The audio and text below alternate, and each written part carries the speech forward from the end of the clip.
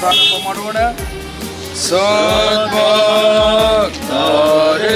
ಬನ್ನಿ, ಜಯ ಜಯವೆಂದು ಹೋಗೋಣ.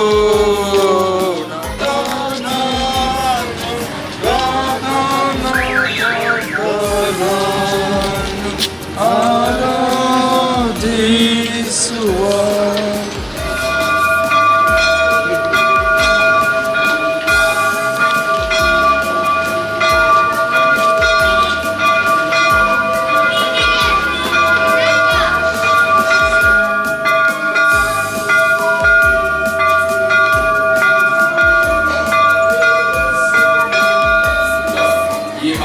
ಪ್ರವೇಶ ಮಾಡುವ ನಾವೆಲ್ಲರೂ ಎದ್ದು ನಿಂತುಕೊಂಡು ಮಂಗಳ ಶ್ರೀರಾತ್ರಿಯಲ್ಲಿ ಇರುವಂತಹ ಗೀತೆ ಮೂಲಕವಾಗಿ ಆಲಯವನ್ನ ಪ್ರವೇಶ ಮಾಡೋಣ.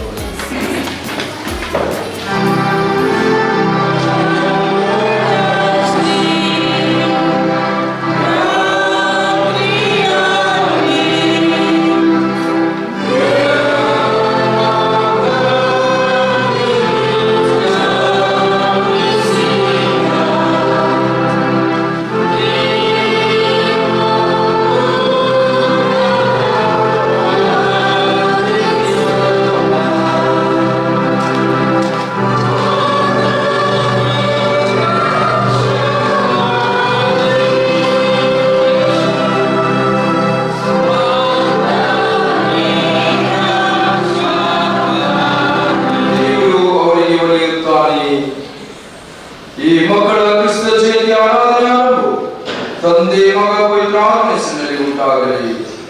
ಆಮೆನ್. ಕರ್ತನ ಸ್ತೋತ್ರಕ್ಕಾಗಿ ಕನ್ನಡ ಸಂಗೀತದಲ್ಲಿ 48ನೇ ಸಂಗೀತವನ್ನ ರಾಗ ಮಾಡಿಕೊಳ್ಳೋಣ. 48ನೇ ಸಂಗೀತ. ಒಂದು ಊರಿನಲ್ಲಿ ಒಂದು ಬೆಳಕು ಅಂಧಕಾರದಲ್ಲಿ ತೋರಲಾಯಿತು, ಬೆತ್ತೇವಿನಲ್ಲಿ ನೀತಿ ಸೂರ್ಯನು ಪಾಪ ಕತ್ತಲಲ್ಲಿ ಕ್ರಾಂತಿ ಹೊಡೆದನು. 1, 2 ಮತ್ತು 3ನೇ ಚರಣವನ್ನು ಮಾತ್ರ ರಾಗ ಮಾಡಿಕೊಳ್ಳುವ.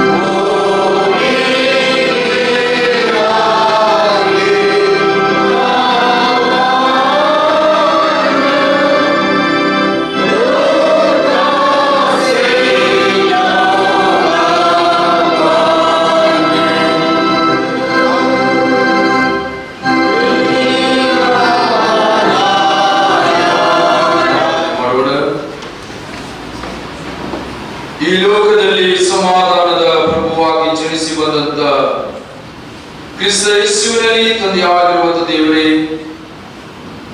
ನಿನ್ನ ಮಗನಾದಂತಹ ಯೇಸು ಕ್ರಿಸ್ತನ ಜನನದ ಶುಭವರ್ತಮಾನವು ನಮ್ಮ ಜೀವನದಲ್ಲಿ ಸಮಾಧಾನವನ್ನು ಕೊಟ್ಟು ನಾವುಗಳು ಸಮಾಧಾನದೆಡೆಗೆ ಜೀಡುವಂತೆ ನಡೆಸಿದಕ್ಕಾಗಿ ನಿಮಗೆ ಸ್ತೋತ್ರ ಸಲ್ಲಿಸುತ್ತಿದ್ದೇವೆ. ನಿನ್ನ ಪರಿಶುದ್ಧವಾದಂತಹ ಕರಗಳು ನಮ್ಮೆಲ್ಲರ ಸಂಗಡ ಇದ್ದುಕೊಂಡು ನಡೆಸಿ ಪ್ರತಿಯೊಬ್ಬರ ಜೀವನದಲ್ಲಿ ಇದ್ದಂತ ದುಃಖಗಳನ್ನು, ಭಯವನ್ನು ಈ ದಿನಕ್ಕೆ ನೇಮಕವಾದಂತ ವೇದ ಪಾರಾಯಣ ವಾಕ್ಯದ ಭಾಗವು ಓದಲಾಗುವುದು. ಮೊದಲನೇ ವೇದಪಾಠ ಪಾಠವು ಹರಡ್ಪಡಿಕೆಯಲ್ಲಿ ದೇಶಾಯನ ಪ್ರವಾದನೆ ಗ್ರಂಥ 52ನೇ ಅಧ್ಯಾಯ 7ರಿಂದ 10ನೇ ವಚನದವರೆಗೆ. ಹರಡ್ಪಡಿಕೆಯಲ್ಲಿ ದೇಶಾಯನ ಪ್ರವಾದನೆ ಗ್ರಂಥ 52ನೇ ಅಧ್ಯಾಯ 7ರಿಂದ 10ನೇ ವಚನದವರೆಗೆ. ಪರ್ವತಗಳ ಮೇಲೆ ನೆಲೆಗೊಳ್ಳುತ್ತಾ ಶುಭ ಸಮಾಚಾರವನ್ನು ತಂದು ಸಮಾಧಾನವನ್ನು ಸಾರುವ ದೂತನ ಪಾದಗಳು ಎಷ್ಟೋ ಅಂದವಾಗಿವೆ. ಒಳ್ಳೆಯ ಶುಭ ವರ್ತಮಾನವನ್ನು, ಶುಭದ ಸುವಾರ್ತೆಯನ್ನು ತಂದು ರಕ್ಷಣೆಯನ್ನು ಪ್ರಕಟಿಸುತ್ತಾ ನಿನ್ನ ದೇವರು ರಾಜ್ಯಭಾರವನ್ನು ವಹಿಸಿದ್ದಾನೆ ಎಂದು ಚಿಯೋನಿಗೆ ತಿಳಿಸುವವನಾಗಿದ್ದಾನೆ. ಇಗೋ, ನಿನ್ನ ಕಾವಲುಗಾರರ ಕೂಗು, ಸ್ವರವೆತ್ತಿ ಒಟ್ಟಿಗೆ ಹರ್ಷಧ್ವನಿಗೈಯುತ್ತಾರೆ. ಯೆಹೋವನು ಚಿಯೋನಿಗೆ ತಿರುಗಿ ಬರುವುದನ್ನು ಪ್ರತ್ಯಕ್ಷವಾಗಿ ನೋಡುತ್ತಿದ್ದಾರೆ. ಯೆರೂಸಲೇಮಿನ ಹಾಳು ಪ್ರದೇಶಗಳೇ, ತಕ್ಕನೆ ಜಯಘೋಷ ಮಾಡಿ ಒಟ್ಟಿಗೆ ಹರ್ಷಧ್ವನಿಗೈಯಿರಿ. ಯೆಹೋವನು ಯೆರೂಸಲೇಮನ್ನು ವಿಮೋಚಿಸಿ ತನ್ನ ಜನರನ್ನು ಸಂತೈಸಿದ್ದಾನೆ. ಯೆಹೋವನು ಸಕಲ ಜನಾಂಗಗಳ ಕಣ್ಣೆದುರಿನಲ್ಲಿ ತನ್ನ ದಿವ್ಯ ಬಾಹುವನ್ನು ತೆರೆದು ತೋರಿಸಿದ್ದಾನೆ. ಭೂಮಿಯ ಎಲ್ಲಾ ದಿಕ್ಕಿನವರು ನಮ್ಮ ದೇವರ ರಕ್ಷಣಾ ಕಾರ್ಯವನ್ನು ನೋಡುವರು ಎಂಬುದೇ. ಇಲ್ಲಿಗೆ ಇಂದಿನ ದಿನವಾದ ಹರಡ್ಪಡಿಕೆ ವೇದಪಾಠ ಪಾಠವು ಮುಕ್ತಾಯವಾಯಿತು. ಕೋಮಲ ಬೇರಿನಿಂದ ಶ್ರಾವಂತಿ ಪುಷ್ಪವು ಆ ಯೇಸು ಜಾತಿಯಿಂದ ದೇವ ಹುಟ್ಟಿತು. ಮೊದಲಿನ 2 ಚರಣಗಳನ್ನು ರಾಗ ಮಾಡಿಕೊಳ್ಳೋಣ.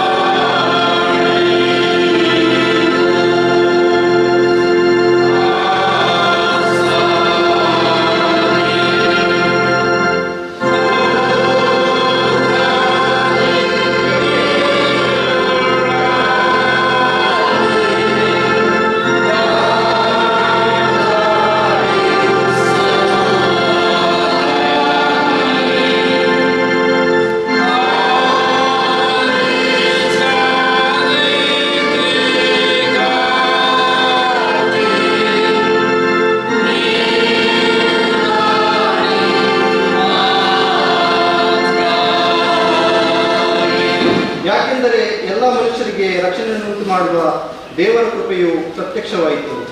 ನಾವು ಭಕ್ತಿಹೀನತೆಯನ್ನು, ಲೋಕದ ಆಶೆಗಳನ್ನು ವಿಸರ್ಜಿಸಿ ಭಾಗ್ಯಕರವಾದ ನಿರೀಕ್ಷೆಯನ್ನು, ಅಂದರೆ ಮಹಾದೇವರ ಮತ್ತು ನಮ್ಮ ರಕ್ಷಕನಾದ ಯೇಸು ಕ್ರಿಸ್ತನ ಪ್ರಭಾವದ ಪ್ರತ್ಯಕ್ಷತೆಯನ್ನು ಎದುರು ನೋಡುತ್ತಾ ಇಹಲೋಕದಲ್ಲಿ ಸ್ವಸ್ಥಚಿತ್ತರಾಗಿಯೂ ನೀತಿವಂತರಾಗಿಯೂ ಭಕ್ತಿಯುಳ್ಳವರಾಗಿಯೂ ಬದುಕಬೇಕೆಂದು ಅದು ನಮಗೆ ಬೋಧಿಸುತ್ತದೆ. ಆತನು ನಮ್ಮನ್ನು ಸಕಲ ಅಧರ್ಮದಿಂದ ವಿಮೋಚಿಸುವುದಕ್ಕೂ ಸತ್ಕ್ರಿಯೆಗಳಲ್ಲಿ ಆಸಕ್ತರಾದ ಸ್ವಕೀಯ ಜನರನ್ನು ತನಗಾಗಿ ಪರಿಶುದ್ಧ ಮಾಡುವುದಕ್ಕೂ ನಮಗೋಸ್ಕರ ಆತನನ್ನು ಒಪ್ಪಿಸಿಕೊಟ್ಟನು ಎಂಬುದು ಈ ದಿನಕ್ಕೆ ನೇಮಕವಾದ ವೇದಪಾಠ ಪಾಠವು ಮುಕ್ತಾಯವಾಯಿತು. ಕೆಲವು ಪ್ರಕಟಣೆಗಳು. ನಾಳೆ ಬೆಳಿಗ್ಗೆ 9 ಗಂಟೆಗೆ ನಮ್ಮ ಕ್ರಿಸ್ತ ಜಯಂತಿಯ ಆರಾಧನೆ ನಡೆಸಲಾಗುವುದು. ನಾಳೆ ಆರಾಧನೆಯ ತರುವಾಯ ನಮ್ಮ 150ನೇ ವಾರ್ಷಿಕೋತ್ಸವದ ಒಂದು ಸಂಚಿಕೆಯನ್ನು, ಪುಸ್ತಕವನ್ನು ಬಿಡುಗಡೆ ಮಾಡೋದಕ್ಕೋಸ್ಕರವಾಗಿ ಫೋಟೋಗಳನ್ನು ತೆಗೆಸಲಾಗುವುದು. ಆ ಕಮಿಟಿಯಲ್ಲಿ ಇರುವಂಥವರು ದಯವಿಟ್ಟು ಸಿದ್ಧರಾಗಿ ಬರುವಂತೆ ವಿನಂತಿಸಿಕೊಳ್ಳಲಾಗಿದ್ದೇವೆ. ನಾಳೆಯ ದಿನ ಬೆಳಗ್ಗೆ 7 ಗಂಟೆಗೆ ನಮ್ಮ ಒಂದು ಟಿವಿಯ ಪ್ರಸಾರವಾಗುವುದು. ಹಾಗಾಗಿ ಸಭೆಯವರು ಅದನ್ನು ವೀಕ್ಷಿಸುವಂತೆ ತಮ್ಮಲ್ಲಿ ವಿನಂತಿಸಿಕೊಳ್ಳಲಾಗಿದ್ದೇನೆ. ನಾವು ತಂದಂಥ ಕಾಣಿಕೆಯನ್ನು ಕೂಡಿಸುವ ಹಾಗೆ ಕನ್ನಡ ಸಂಗೀತದಲ್ಲಿ 46ನೇ ಸಂಗೀತವನ್ನು ರಾಗ ಮಾಡಿಕೊಳ್ಳೋಣ. ಕನ್ನಡ ಸಂಗೀತದಲ್ಲಿ 46ನೇ ಸಂಗೀತ. ಆಕಾಶದಿಂದ ಬಂದೆನು, ಸುವರ್ತ ಮಾನ ತಂದೆನು, ನಾ ಸಾರುವೆ ಸುವಾರ್ತೆಯು ವಿಶೇಷವಾಗಿ ದೊಡ್ಡದು. ಬೇಕಾದಷ್ಟು ಚರಣಗಳನ್ನು ರಾಗ ಮಾಡಿಕೊಳ್ಳೋಣ.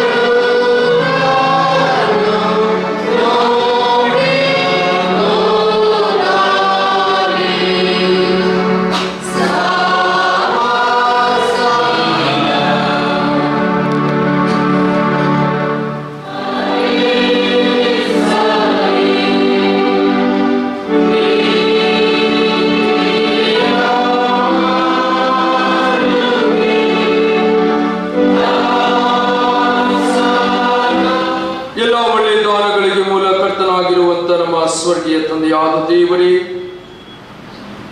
ಈ ಲೋಕದಲ್ಲಿ ಸಮಾಧಾನವನ್ನು ಉಂಟು ಮಾಡೋದಕ್ಕೋಸ್ಕರ ನಿನ್ನ ಸ್ವಂತ ಮಗನನ್ನು ಕಳಿಸಿಕೊಟ್ಟು ನಮ್ಮನ್ನು ಪ್ರೀತಿಸಿ ನಮ್ಮ ಜೀವನದಲ್ಲಿ ಸಮಾಧಾನವನ್ನು ಕೊಟ್ಟು ನಾವುಗಳು ಈ ಲೋಕದಲ್ಲಿ ವಾಸಿಸುವಂತೆ ಕೃಪೆ ಮಾಡಿದ್ದಕ್ಕಾಗಿ ನಿನಗೆ ಸ್ತೋತ್ರ ಸಲ್ಲಿಸುವರಾಗಿದ್ದೇವೆ.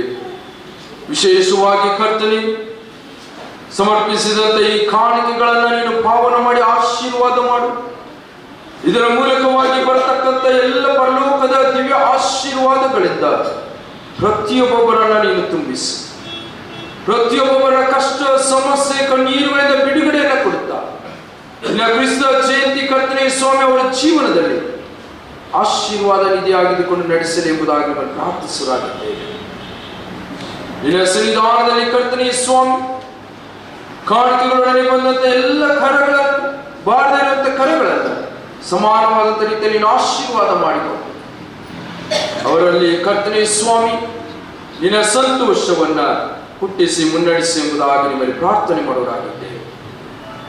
ಈ ಕಾಣಿಕೆಯಲ್ಲಿ ₹1 ವ್ಯರ್ಥವಾಗಿ ಹೋಗದಂತೆ ಅದು ನಿನ್ನ ಮಹಿಮೆಯುಳ್ಳ ರಾಜ್ಯಕ್ಕಾಗಿ ಕರ್ತನೆ ಸ್ವಾಮಿ ಉಪಯೋಗಿಸಲ್ಪಡಲಿಕ್ಕಾಗುವಂತೆ ನೀನು ತಾನೇ ಕೃಪೆ ಮಾಡಿಕೊಟ್ಟು ನಡೆಸಿದ್ದು ನಮ್ಮನ್ನು ಈ ಕಾಣಿಕೆ ನಿನ್ನ ಘನೋಲ್ಲಾಸದಲ್ಲಿ ಸಮರ್ಪಣೆ ಮಾಡಿಕೊಡುತ್ತಾ ಪ್ರಾರ್ಥನೆಯನ್ನ ನಮ್ಮ ಒಬ್ಬನೇ ರಕ್ಷಕನಾದ ಯೇಸು ಕ್ರಿಸ್ತನ ಹೆಸರಿನಲ್ಲಿ ಪ್ರಾರ್ಥನೆ ಮಾಡಿ ಬೇಡಿ ಹೊಂದಿದ್ದೇವೆ ನಮ್ಮ ತಂದೆಯೇ.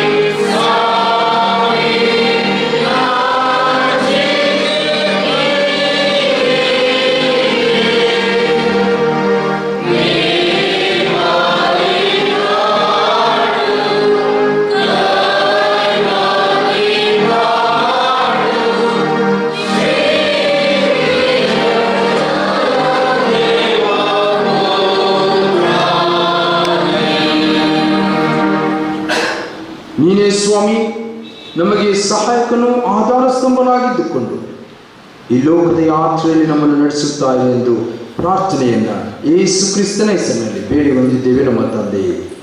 ಆಮೆನ್. ದಯವಿಟ್ಟು ಸಭೆಯಲ್ಲಿ ಕುಳಿತು.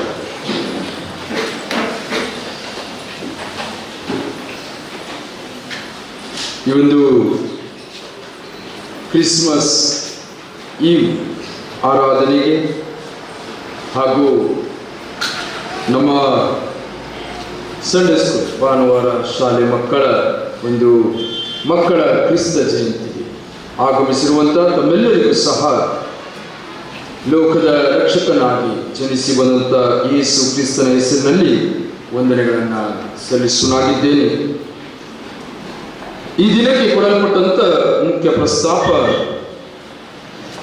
ಪೀಸ್ ಆನ್ ಅರ್ತ್ ಎಂಬುದಾಗಿ. ಪೀಸ್ ಆನ್ ಅರ್ತ್ ಎಂಬುದಾಗಿ ಭೂಮಿಯ ಮೇಲೆ ಸಮಾಧಾನ, ಭೂಮಿಯ ಮೇಲೆ ಸಮಾಧಾನ ಎಂಬುದಾಗಿ. ಈ ಲೋಕದಲ್ಲಿ ನಾವುಗಳು ಗಮನಿಸುವುದೇ ಆದರೆ ದೇವರ ವಾಕ್ಯ ಬಹಳ ಸ್ಪಷ್ಟವಾಗಿರುತ್ತದೆ. ಮೇಲಿನ ಲೋಕದಲ್ಲಿ ದೇವರಿಗೆ ಮಹಿಮೆ, ಭೂಲೋಕದಲ್ಲಿ ವಾಸ ಮಾಡುವಂತ ಜನರೊಳಗೆ ಸಮಾಧಾನ ಎಂಬುದಾಗಿ. ಭೂಲೋಕದಲ್ಲಿ ವಾಸ ಮಾಡುವಂತ ಜನರೊಳಗೆ ಸಮಾಧಾನ ಎಂಬುದಾಗಿ. ಕತ್ತಲೆಯಲ್ಲಿ ಸಂಚರಿಸಿರುವಂತ ಜನರಿಗೆ ಒಂದು ದೊಡ್ಡ ಬೆಳಕು ಕಾಣಿಸ್ತದೆ. ಆ ಬೆಳಕು ಅವರನ್ನ ಸಮಾಧಾನದೆಡೆಗೆ ನಡೆಸುವಂಥದ್ದು, ಆ ಬೆಳಕು ಅವರನ್ನ ಸಮಾಧಾನದ ಕಡೆಗೆ ನಡೆಸುವಂಥದ್ದು ಎಂಬುದಾಗಿ. ಈ ದಿನದಲ್ಲಿ ಲೋಕದ ಜೀವನದಲ್ಲಿ ನಾವು ಗಮನಿಸುವಾಗ ಎಷ್ಟೋ ಜನರು ಆ ಸಮಾಧಾನಕ್ಕೋಸ್ಕರವಾಗಿ ಅಲೆದಾಡುವಂಥದ್ದನ್ನು ನಾವು ನೋಡ್ತೇವೆ. ಆ ಸಮಾಧಾನವನ್ನ ಹುಡುಕುವಂಥದ್ದನ್ನು ನಾವು ನೋಡ್ತೇವೆ.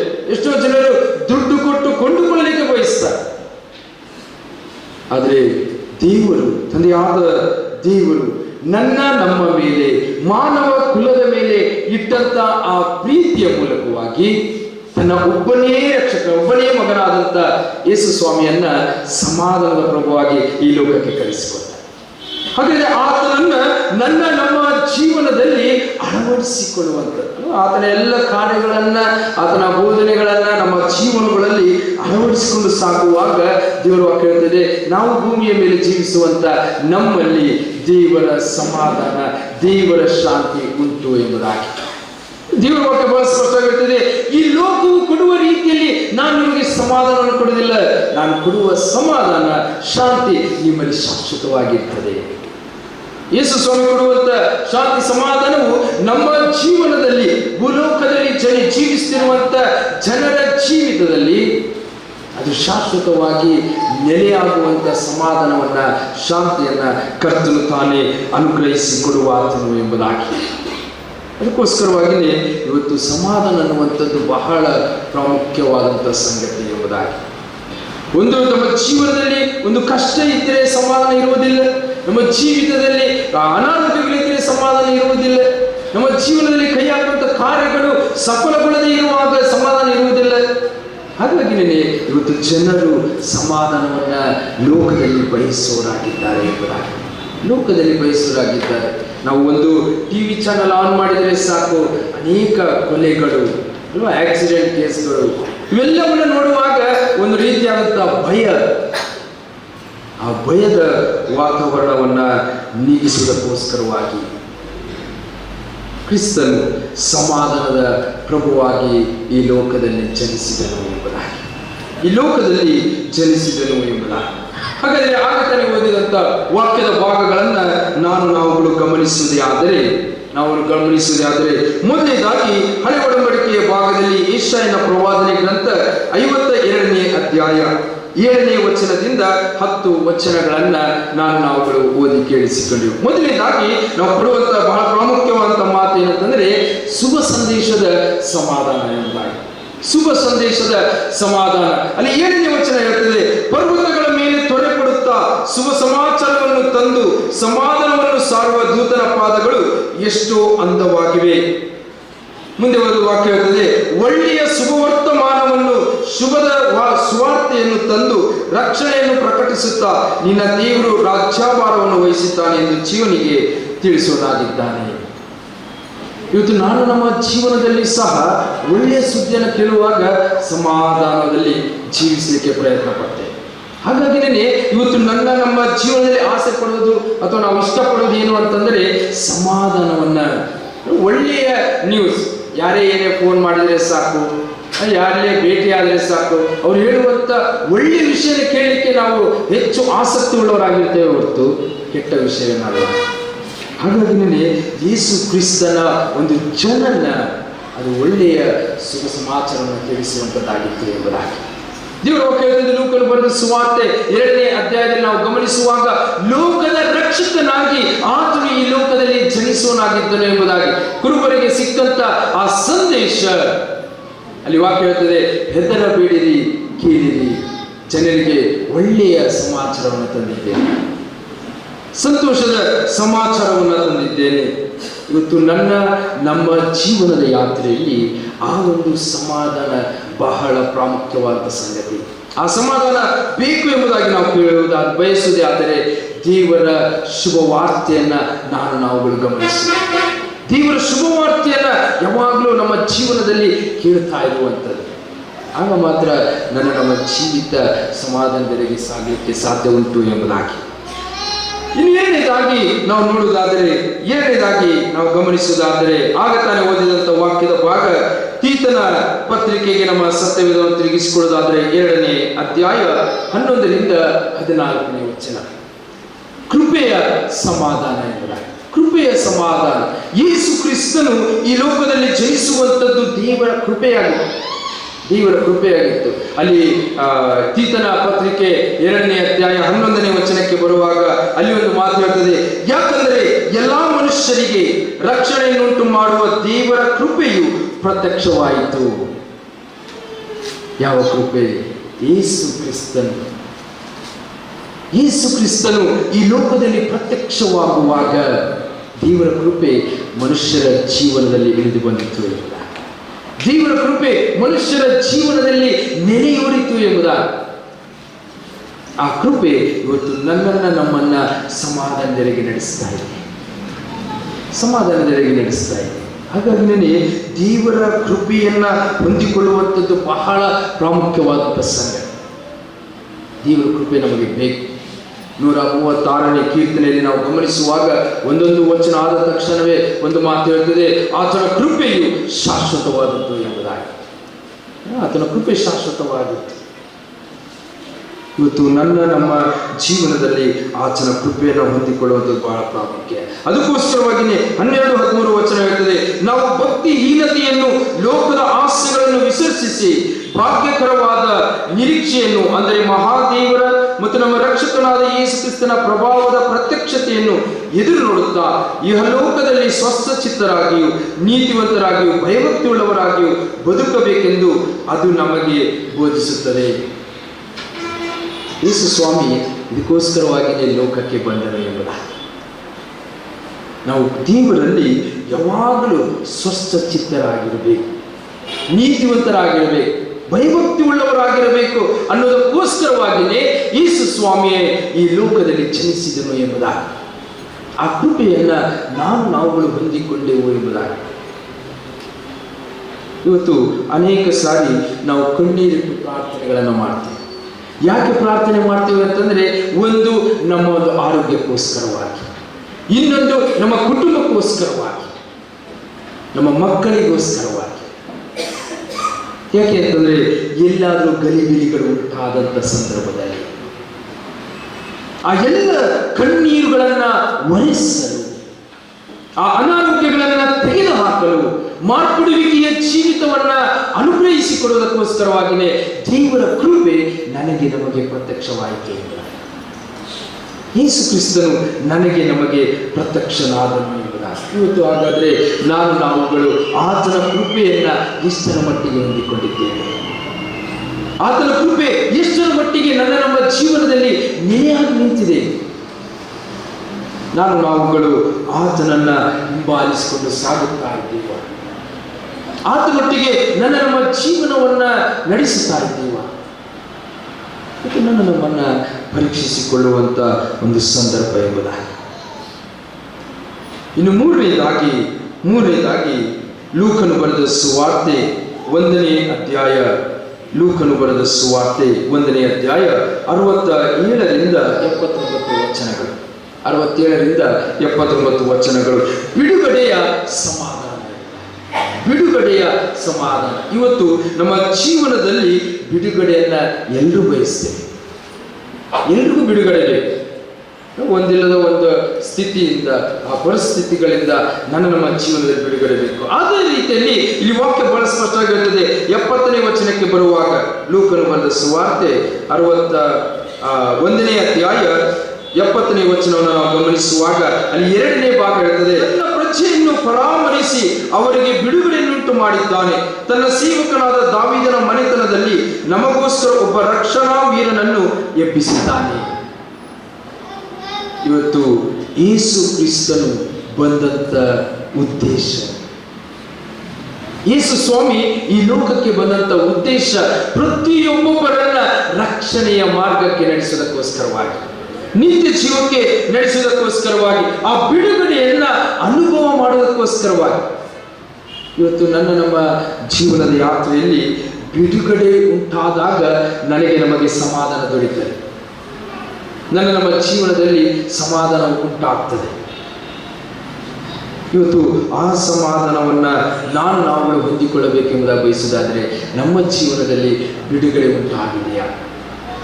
ಈ ಲೋಕದ ಕಾರ್ಯಗಳಿಂದ ನಾವು ಬಿಡುಗಡೆ ಹೊಂದಿದ್ದೇವ? ಪಾಪದ ಬಂಧನಗಳಿಂದ ನಾವು ಬಿಡುಗಡೆ ಹೊಂದಿದ್ದೇವ? ಯೋಹಾನ 3:16 ಹೇಳ್ತದೆ, ಲೋಕದ ಮೇಲೆ ಎಷ್ಟೋ ಪ್ರೀತಿಯನ್ನಿಟ್ಟು ತನ್ನ ಒಬ್ಬನೇ ಮಗನನ್ನು ಕೊಡ್ತಾನೆ. ಯಾಕೆಂತಂದ್ರೆ ಒಬ್ಬರು ಕೂಡ ನಾಶವಾಗಬಾರದು, ಎಲ್ಲರೂ ನಿತ್ಯ ಜೀವ ಪಡೆಯಬೇಕೆಂಬುದಾಗಿ. ಇವತ್ತು ಆ ನಿತ್ಯ ಜೀವದೆಡೆಗೆ ನಾವುಗಳು ಸಾಗ್ತಾ ಇದ್ದೇವ? ಆ ಬಿಡುಗಡೆಯನ್ನ ನಮ್ಮ ಜೀವನದಲ್ಲಿ ಹೊಂದಿಕೊಂಡಿದ್ದೇವ? 73ನೇ ವಚನದ 2ನೇ ಭಾಗಕ್ಕೆ ಬರುವಾಗ ಅಲ್ಲಿ ಒಂದು ಮಾತು ಹೇಳ್ತದೆ, ನಮ್ಮ ಮೂಲ ಪಿತೃವಾದ ಅಬ್ರಾಹ್ಮನಿಗೆ ಪ್ರಮಾಣ ಮಾಡಿಕೊಟ್ಟ ತನ್ನ ಪರಿಶುದ್ಧವಾದ ಒಡಂಬಡಿಕೆಯನ್ನು ನೆನೆಸಿಕೊಳ್ಳುವವನಾಗಿಯೂ ಇದ್ದು, ನಮ್ಮ ವೈರಿಗಳಿಂದಲೂ ನಮ್ಮನ್ನು ದ್ವೇಷಿಸುವವರೆಲ್ಲರ ಕೈಯಿಂದಲೂ ನಮ್ಮನ್ನು ತಪ್ಪಿಸಿ ರಕ್ಷಿಸಿದ್ದಾನೆ. ಎಲ್ಲ ಸೈತಾನನ ಅಂಧಕಾರ ಶಕ್ತಿಗಳಿಂದ ಆತನಿಗೆ ಬಿಡುಗಡೆಯನ್ನು ಕೊಡುವ ಆತ.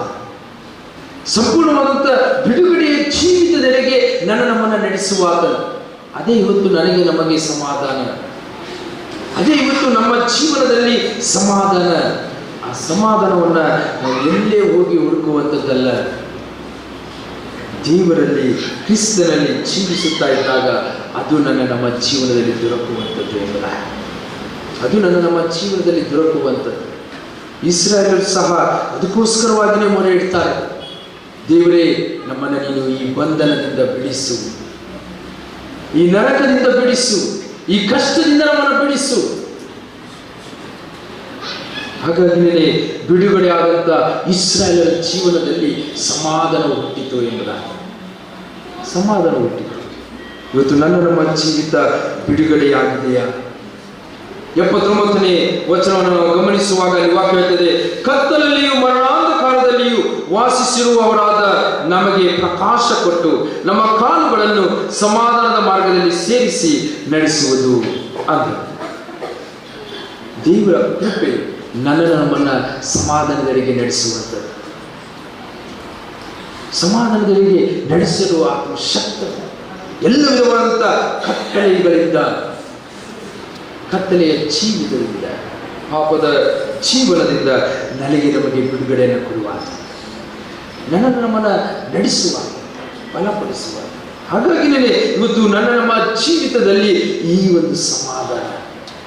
ಮೇಲಿನ ಲೋಕಗಳಲ್ಲಿ ದೇವರಿಗೆ ಮಹಿಮೆ, ಭೂಲೋಕದಲ್ಲಿ ಮನುಷ್ಯರೊಳಗೆ ಸಮಾಧಾನ.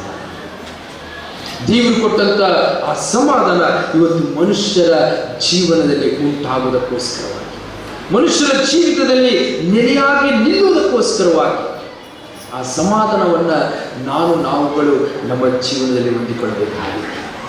ಅದು ಹೇಗೆ ಎಂಬುದಾಗಿ ನೋಡೋದಾದರೆ, ದೇವರ ವಾಕ್ಯಗಳನ್ನು ಓದುತ್ತಾ, ಆತನ ಕೃಪೆಯನ್ನು ನಮ್ಮ ಜೀವನದಲ್ಲಿ ಹೊಂದುತ್ತಾ ನಾವುಗಳು ಬಿಡುಗಡೆಯ ಹಾದಿಯಲ್ಲಿ ಸಾಗುವಾಗ, ಬಿಡುಗಡೆಯ ಮಾರ್ಗದಲ್ಲಿ ನಾವುಗಳು ಹೋಗುವಾಗ, ಯೇಸು ಸ್ವಾಮಿ ಜನಿಸಿದಂಥ ಆತನ ಜನನ ನಮ್ಮ ಜೀವನದಲ್ಲಿ ಸಮಾಧಾನವನ್ನು ಕೊಡ್ತದೆ. ನಾವುಗಳು ಈ ಲೋಕದಲ್ಲಿ ಸಮಾಧಾನ ಉಳ್ಳವರಾಗಿ, ಸಮಾಧಾನದ ಮಾರ್ಗದಲ್ಲಿ ಸಮಾಧಾನ ಪ್ರಿಯರಾಗಿ ಜೀವಿಸಲಿಕ್ಕೆ ಸಾಧ್ಯ ಉಂಟಾಗುವಂಥದ್ದಾಗಲಿ. ತಂದೆ ಆ ದೇವರು ಈ ಒಂದು ವಾಕ್ಯಗಳನ್ನು ಆಶೀರ್ವದಿಸಿ ನಡೆಸಲಿ ಪ್ರಾರ್ಥನೆ ಮಾಡೋಣ. ಭೂಪಲೋಕಗಳನ್ನು ಸೃಷ್ಟಿಸಿದಂಥ ಸ್ವರ್ಗೀಯ ತಂದೆಯಾದ ದೇವರೇ, ನಿನ್ನ ಪರಿಶುದ್ಧವಾದಂಥ ನಾಮಕ್ಕೆ ಸ್ತೋತ್ರ ಸಲ್ಲಿಸಲಾಗಿದ್ದೇವೆ ಸ್ವಾಮಿ. ನೀನು ಸಮಾಧಾನ ಪ್ರಿಯನಾಗಿ ನಮ್ಮ ಜೀವನದಲ್ಲಿ ಜನಿಸಿ ಬಂದಿದ್ದಕ್ಕಾಗಿ ನಿನಗೆ ಸ್ತೋತ್ರ. ನಾವುಗಳು ಕರ್ತನೇ ಸ್ವಾಮಿ, ನಿನ್ನನ್ನು ನಮ್ಮ ಜೀವಿತದಲ್ಲಿ ಅಳವಡಿಸಿಕೊಂಡವನಾಗಿ, ನಿನ್ನ ವಾಕ್ಯಗಳನ್ನು ಓದಿ ಅದನ್ನು ಬಿಟ್ಟು ಬಿಡಲಿ. ನಮ್ಮ ಜೀವನದಲ್ಲಿ ನಿನ್ನ ಶುಭ ಸಂದೇಶವನ್ನು ಕರ್ತನೇ ಸ್ವಾಮಿ ತಿಳಿದುಕೊಳ್ಳುತ್ತಾ ಸಮಾಧಾನದೊಂದಿಗೆ ಸಾಗಲಿಕ್ಕಾಗುವಂತೆ ನಮ್ಮೆಲ್ಲರ ಜೀವಿತದಲ್ಲಿ ಕರ್ತನೆ ನೀನು ಕೃಪೆ ಮಾಡಿಕೊಟ್ಟು ಈ ಲೋಕದಲ್ಲಿ ನಿನ್ನೊಬ್ಬನನ್ನೇ ಕರ್ತನೆ ಸ್ವಾಮಿ ನಮ್ಮ ಸಮಾಧಾನದ ಪ್ರಿಯನಾಗಿ ಆರಿಸಿಕೊಂಡವರಾಗಿ ಸಾಗಲಿಕ್ಕಾಗುವಂತೆ ಕೃಪೆ ಮಾಡಿಕೊಟ್ಟು ನಡೆಸಿದ್ದು ಪ್ರಾರ್ಥನೆಯನ್ನು ಯೇಸು ಕ್ರಿಸ್ತನ ಹೆಸರಿನಲ್ಲಿ ಪ್ರಾರ್ಥನೆ ಮಾಡಿ ಬೇಡಿ ಹೊಂದಿದ್ದೇವೆ ನಮ್ಮ ತಂದೆ. ನಮಗೆ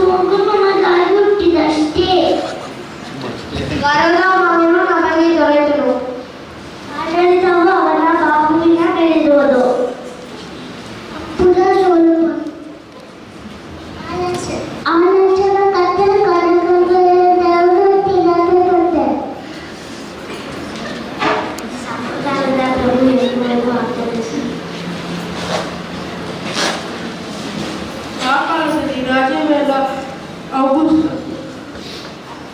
ಕಾರ್ಯಶುಮಾರಿ ಬೆಳೆಸಿಕೊಳ್ಳಬೇಕೆಂಬ ಆದೇಶವು ಚಕ್ರವರ್ತಿಯಾದ ಔಗುಸ್ತನಿಂದ ಹೊರಟಿದ್ದು ಲೂಕ 2 ಉಂಟು.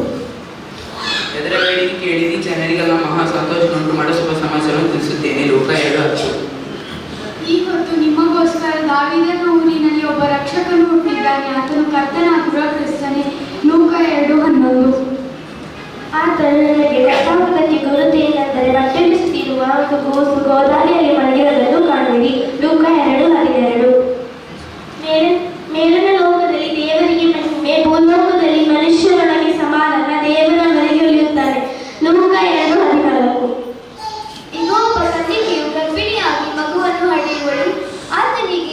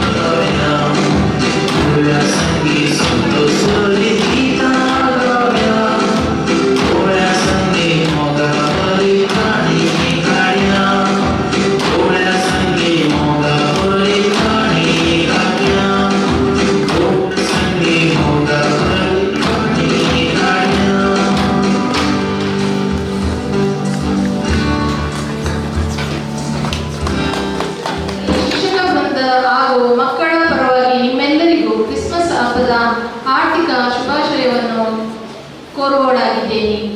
ಈ ವರ್ಷದ ನಮ್ಮ ಭಾನುವಾರ ಶಾಲೆಯು ಜನವರಿ ತಿಂಗಳಿನಿಂದ ಪ್ರಾರಂಭಗೊಂಡಿದೆ. ಭಾನುವಾರ ಶಾಲೆಯಲ್ಲಿ ಒಟ್ಟು 14 ಮಕ್ಕಳು ಸಕ್ರಿಯವಾಗಿ ಹಾಜರಿರುತ್ತಾರೆ. ಈ ಭಾನುವಾರ ಶಾಲೆಗೆ 2 ಶಿಕ್ಷಕಿಯರು ತಮ್ಮ ಸೇವೆಯನ್ನು ಸಲ್ಲಿಸಿರುತ್ತಾರೆ. ಪ್ರೀತಿ ರಿಚರ್ಡ್ ಹಾಗೂ ಸುಮಹನ್ಸ್ರವರು ಸೇವೆ ಸಲ್ಲಿಸಿರುತ್ತಾರೆ. ಈ ಸಭೆಯಲ್ಲಿ ಮಕ್ಕಳಿಗೆ VBS ಕಾರ್ಯಕ್ರಮವನ್ನು ಏಪ್ರಿಲ್ ತಿಂಗಳಿನ 15ನೇ ತಾರೀಕಿನಿಂದ 21ನೇ ತಾರೀಕಿನ ತನಕ ನಡೆಸಲಾಯಿತು. ಈ VBS ಕಾರ್ಯಕ್ರಮಕ್ಕೆ ನಮ್ಮ ನೆರೆಯ ಸಭೆಯಾದಂಥ ಶುಟ್ಟಿಕೊಪ್ಪ ಸಭೆಯ ಮಕ್ಕಳು ಹಾಗೂ ನಮ್ಮ ಸಭೆಯ ಹತ್ತಿರದ ಮಕ್ಕಳು ಭಾಗವಹಿಸಿರುತ್ತಾರೆ. ಒಟ್ಟು 35 ಮಕ್ಕಳು ಈ VBS ಕಾರ್ಯಕ್ರಮಕ್ಕೆ ಬಂದಿರುತ್ತಾರೆ.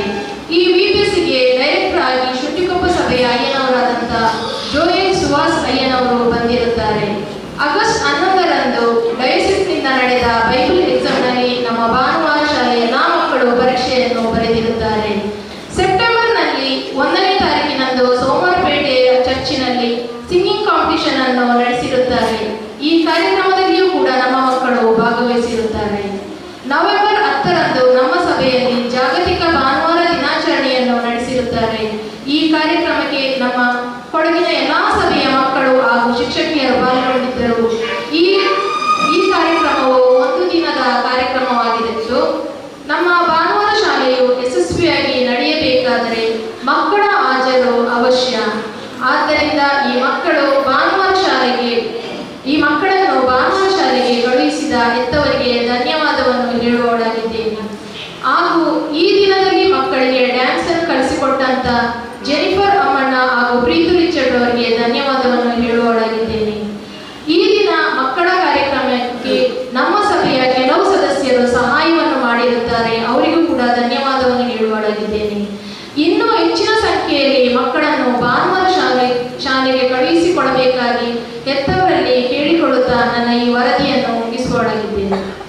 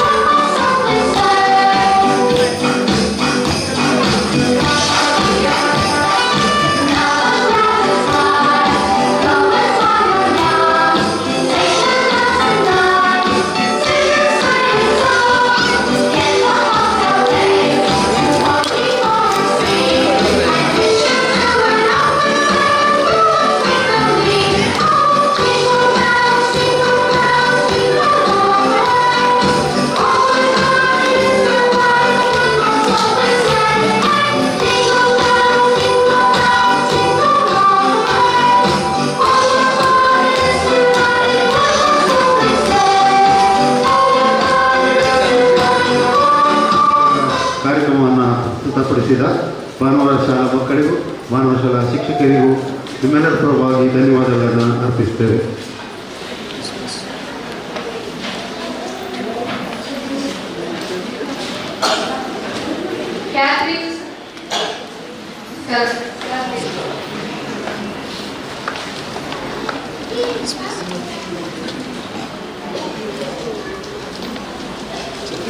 Rising Carol.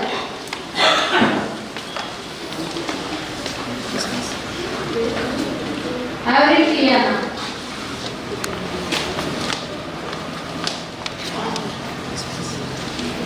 Sian Soos. Royston. Kerema Catherine.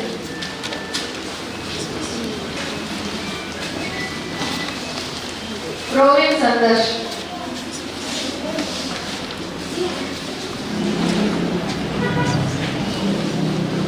Sam Joshua. Revina Daphne. Jordan. Samprut.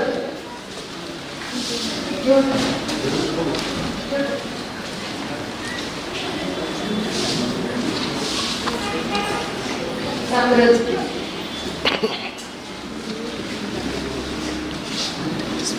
R. Limuel Noah.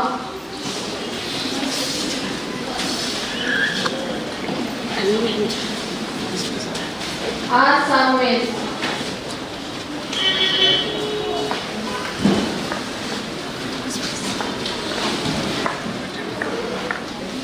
ಬಹುಮಾನವನ್ನು ಕೊಟ್ಟಂತ ಅಯ್ಯನವರಿಗೆ ಧನ್ಯವಾದಗಳು. ಎಲ್ಲ ಸಭೆಯವರ ಪರವಾಗಿ ಧನ್ಯವಾದಗಳನ್ನು ಅರ್ಪಿಸುತ್ತಾ ಈ ಬಹುಮಾನವನ್ನು ನೀಡ್ತಾ ಇದ್ದೇವೆ. ಮತ್ತು ಪ್ರೀತು ಟೀಚರ್ ಸಭೆ ಪರವಾಗಿ ಅವರಿಗೂ ಕೂಡ ಧನ್ಯವಾದಗಳನ್ನು ಅರ್ಪಿಸ್ತಾ ಅಭಿನಂದಿಸುತ್ತಾ ಈ ಬಹುಮಾನವನ್ನು ನೀಡ್ತಾ ಇದ್ದೇವೆ. ನಮ್ಮ ಆರಾಧನೆಗೆ ಕೆಳಗಿರುವಂತೆ ಪ್ರತಿ ಭಾನುವಾರದಂದು ನಮ್ಮ ಸಭೆ ಆಲಯದಲ್ಲಿ ಆರಾಧನೆಗೊಳಿಸಿರುವಂತಹ ಶಿಕ್ಷಕರಿಗೆ ನಾವು ಬಹುಮಾನ ನೀಡಿದೆ. ಮತ್ತೆ ಪ್ರೀತು ಟೀಚರ್ ಬಹುಮಾನವನ್ನು ಸ್ವೀಕರಿಸಬೇಕಾಗಿರುತ್ತೆ.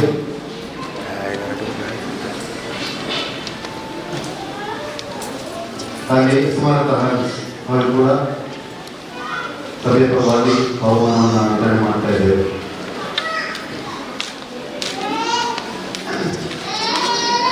ಇನ್ನು ನಮ್ಮ ಸಭೆಯ ಪ್ರಚಾರಕ್ಕಾಗಿ ಕೆಲಸ ಮಾಡತಕ್ಕಂಥ ಶ್ರೀಯುತ ಸ್ಯಾಮ್ಯಲ್ ಅವರು ಮುಂದೆ ಬರಬೇಕಾಗಿರುತ್ತೆ.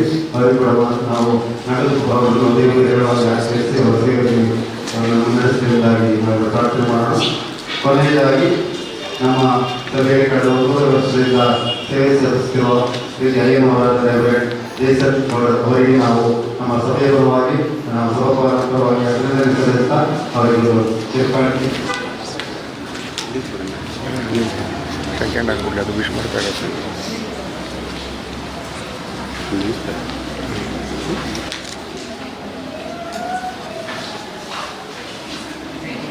ಅವರಿಗೂ ಸಹ ಹೃದಯದ ವಂದನೆಗಳನ್ನು ತಿಳಿಸುವನಾಗಿದ್ದೇನೆ. ಕೊನೆಯದಾಗಿ 57ನೇ ಕನ್ನಡ ಸಂಗೀತವನ್ನು ರಾಗ ಮಾಡಿಕೊಳ್ಳೋಣ. 57ನೇ ಕನ್ನಡ ಸಂಗೀತವನ್ನು ರಾಗ ಮಾಡುವಾಗ ಕುಳಿತದ್ದಲ್ಲಿಯೇ ನಿಮಗೆ ಸಿಹಿ ತಿಂಡಿಗಳು ಹಂಚಲ್ಪಡ್ತದೆ. ಸಿಹಿ ತಿಂಡಿಗಳನ್ನ ಈ ಬೆತ್ಲೆಹೇಮ್ ಛತ್ರದಿ ವರ ಕನ್ಯೆಯಲ್ಲಿ ಜನಿಸಿದ ದೇವಪುತ್ರನ ವಂದಿಸುವ 1ನೇ ರಕ್ಷಕನೇ. Amen.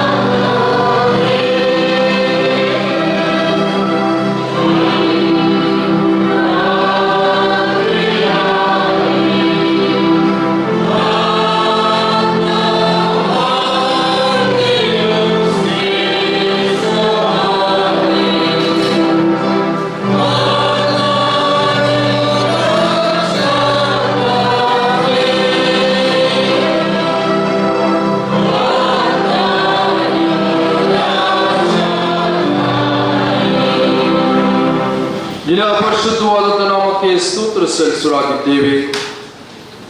ನಿನ್ನ ಒಬ್ಬನೇ ಮಗನಾದಂತ ಯೇಸು ಕ್ರಿಸ್ತನನ್ನ ನಮ್ಮೆಲ್ಲರ ರಕ್ಷಣೆಗೋಸ್ಕರವಾಗಿ ಈ ಲೋಕದಲ್ಲಿ ಕಳಿಸಿಕೊಟ್ಟಿದ್ದೇವೆ. ಯೇಸು ಕ್ರಿಸ್ತನ ಜನನ ಕರ್ತನೆ ಸ್ವಾಮಿ, ಮಾನವರಾದಂತ ನಮ್ಮೆಲ್ಲರ ಜೀವನದಲ್ಲಿ ಸಮಾಧಾನವನ್ನ, ಸಂತೋಷವನ್ನ ಕೊಟ್ಟು ನಮ್ಮನ್ನ ಹರ್ಷದೆಡೆಗೆ ನಡೆಸುವಂತೆ ಸಹಾಯ ಮಾಡಿದಕ್ಕಾಗಿ ನಿನಗೆ ಸ್ತೋತ್ರ. ನಮ್ಮ ಜೀವಿತದಲ್ಲಿ ಕರ್ತನೆ ಸ್ವಾಮಿ, ನಿನ್ನ ಮಗನು ನಮ್ಮ ರಕ್ಷಕನೂ ಆದಂತ ಯೇಸು ಕ್ರಿಸ್ತನಿಗೆ ಪ್ರಥಮ ಸ್ಥಾನವನ್ನು ಕೊಡುತ್ತಾ ನಮ್ಮ ಜೀವನವನ್ನ ನಿನ್ನಲ್ಲಿ ಕಟ್ಟಿಕೊಳ್ಳಲಿಕ್ಕಾಗುವಂತೆ ನೀ ಕೃಪೆ ಮಾಡಿಕೊಡು. ಈ ಕ್ರಿಸ್ತ ಜಯಂತಿ ಪ್ರತಿಯೊಬ್ಬರ ಜೀವಿತದಲ್ಲಿ ಸಂತೋಷವನ್ನ ಕೊಡಲಿ, ಭಯಭೀತರಲ್ಲಿ ಸಮಾಧಾನವನ್ನ ಕೊಡಲಿ, ಅನಾರೋಗ್ಯದಲ್ಲಿರುವವರಿಗೆ ಆರೋಗ್ಯವನ್ನ ಕೊಟ್ಟು ಬಲ ಶಕ್ತಿ ತ್ರಾಣದೊಳಗೆ ಮುನ್ನಡೆಸಲಿ ಎಂಬುದಾಗಿ ಪ್ರಾರ್ಥಿಸುವರಾಗಿದ್ದೇವೆ. ಲೋಕದ ರಕ್ಷಕನಾಗಿ ಬಂದಾತ ನೀನು ಕರ್ತನೆ. ನಾಳೆ ದಿನದಲ್ಲಿ ನಡೆಯುವಂತ ಆರಾಧನೆಗಳಲ್ಲಿ ನಿನ್ನನ್ನು ಆರಾಧಿಸುವಾಗ ನಿನ್ನ ಪ್ರಸನ್ನತೆ, ನಿನ್ನ ಆತ್ಮನ ಸಹಾಯ ನಮ್ಮ ಮಧ್ಯದಲ್ಲಿ ಇಳಿದು ಬಂದು ನಾವುಗಳು ನಿನ್ನನ್ನ ಭಯಭಕ್ತಿಯಿಂದ ಹೃದಯಪೂರ್ವಕವಾಗಿ ಆರಾಧನೆ ಮಾಡಲಿಕ್ಕಾಗುವಂತೆ ಕೃಪೆ ಮಾಡಿಕೊಟ್ಟು ನಡೆಸಿ ಎಂಬುದಾಗಿ ಪ್ರಾರ್ಥನೆಯನ್ನ ಯೇಸು ಕ್ರಿಸ್ತನ ಹೆಸರಿನಲ್ಲಿ ಪ್ರಾರ್ಥಿಸಿ ಬೇಡಿ ಹೊಂದಿದ್ದೇವೆ ನಮ್ಮ ತಂದೆ. ಆಗಲಿ. ನಾವೆಲ್ಲರೂ ಒಟ್ಟಾಗಿ ಸೇರಿ ಕರ್ತನು ಕಲಿಸಿಕೊಟ್ಟ ಪ್ರಾರ್ಥನೆಯನ್ನ ಅರಿಕೆ ಮಾಡಿಕೊಳ್ಳೋಣ. ಪರಲೋಕದಲ್ಲಿ ನಮ್ಮ ತಂದೆ, ನಿನ್ನ ನಾಮವು ಪರಿಶುದ್ಧವೆನಿಸಲ್ಪಡಲಿ, ನಿನ್ನ ರಾಜ್ಯವು ಬರಲಿ, ನಿನ್ನ ಚಿತ್ತವು ಪರಲೋಕದಲ್ಲಿ ನೆರವೇರುವ ಪ್ರಕಾರ ಭೂಲೋಕದಲ್ಲಿ ನೆರವೇರಲಿ. ಮನದಿನದ ಆಹಾರವನ್ನು ದಯಪಾಲಿಸಿ, ನಮಗೆ ತಪ್ಪು ಮಾಡಿದವರು ನಾವು ಕ್ಷಮಿಸಿದಂತೆ ನಮ್ಮ ತಪ್ಪುಗಳನ್ನು ಕ್ಷಮಿಸಿ, ನಮ್ಮನ್ನು ಶೋಧನೆಯೊಳಗೆ ಸೇರಿಸದ ಕೀಳಿನಿಂದ ನಮ್ಮನ್ನು ತಪ್ಪಿಸಿ. ಯಾಕಂದರೆ ರಾಜ್ಯವು ಬಲವು ಮಹಿಮೆ ಸದಾಕಾಲವೇ ಸ್ವಾಮಿ. ವಿಶ್ವಾಸದಿಂದ ದೇವರ ಆಶೀರ್ವಾದವನ್ನು ಹೊಂದಿಕೊಳ್ಳೋಣ. ಲೋಕದ ಉದ್ಧಾರಕನಾಗಿ ಜನಿಸಿ ಬಂದಂತ ಯೇಸು ಕ್ರಿಸ್ತನ ಕೃಪೆ, ತಂದೆಯಾದ ದೇವರ ಪ್ರೀತಿಯುಳ್ಳ ಪವಿತ್ರಾತ್ಮನ ಅನ್ಯೋನ್ಯತೆ, ಸಹವಾಸ ನಡೆಸುವಿಕೆಯು ಮಾನವರಾದಂತ ನಮ್ಮೆಲ್ಲರೊಟ್ಟಿಗೆ ಸದಾ ಕಾಲಕ್ಕೂ ನೆಲೆಯಾಗಿದ್ದುಕೊಂಡು ಮುನ್ನಡೆಸುತ್ತಾ ಇರಲಿ.